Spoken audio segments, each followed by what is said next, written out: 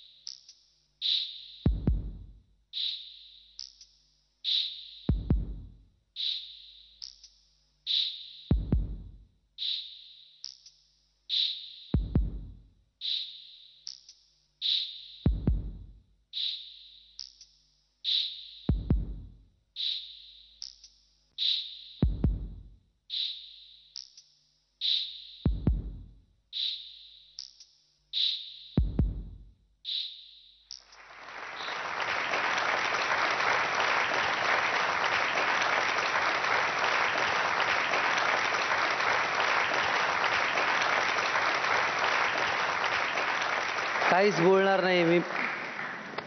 परीक्षकांजवळ जातो. खरं तर आज मला गंमत वाटली की सर स्वतःच आलेत.